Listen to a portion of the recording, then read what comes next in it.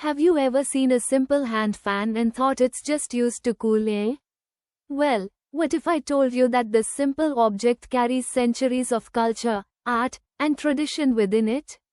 Welcome back to Golu Ki Pathshala.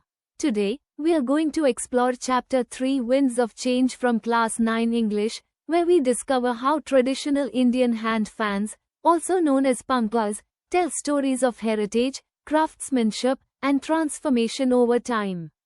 So stay with me till the end, because this chapter is not just about fans, it's about India's cultural identity. Let's begin. The chapter starts by introducing us to different types of hand fans used across India. These fans are not just tools for cooling, they are beautiful examples of local art and craftsmanship. For example, in Assam, fans are often round and made from bamboo or cane. In Kerala, they are made from palm leaves. In Uttar Pradesh, fans are crafted using munj grass. Each fan reflects the materials available in that region and the skills of local artisans. Now, the chapter takes us deeper into the history and cultural significance of pankhas. The word pankha comes from pankh, meaning feather. In ancient India, small fans called pankhi were used.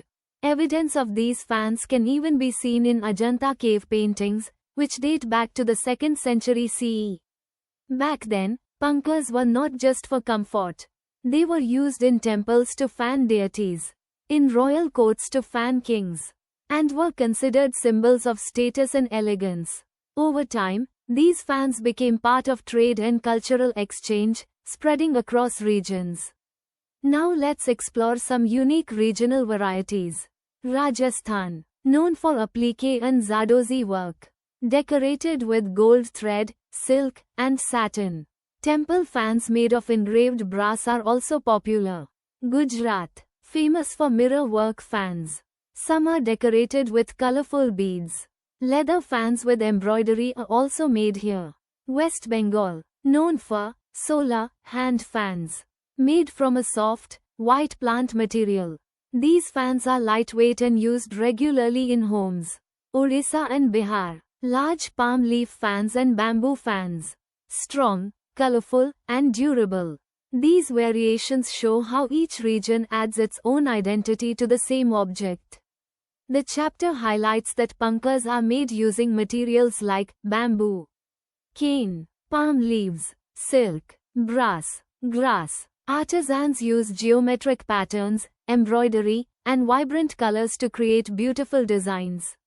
These fans are not mass-produced, they are handcrafted with patience and skill, making each piece unique. But here comes the change in winds of change. With the arrival of modern technology like electric fans and air conditioners, the use of traditional pankhas has reduced.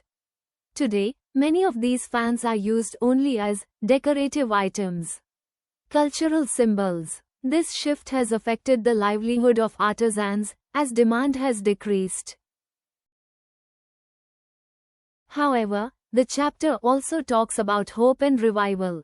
Efforts are being made to promote pankhas through craft fairs and exhibitions, conduct workshops, encourage people to appreciate handmade products. These initiatives help artisans showcase their skills, earn a livelihood, keep the tradition alive, because preserving this craft means preserving India's heritage. So what do we learn from this chapter? Even the simplest objects can carry deep cultural meaning. Traditional crafts deserve recognition and support. Modernization should not erase our heritage. The chapter, Winds of Change, reminds us to adapt, but also to protect what truly matters. And that's a wrap on Winds of Change. If you enjoyed learning about India's beautiful handcraft traditions, don't forget to like this video, share it with your friends, and subscribe to Golu Ki Pathshala for more such easy and interesting explanations. Also, comment below, which type of pankha did you find the most interesting? See you in the next video. Till then, keep learning, keep growing.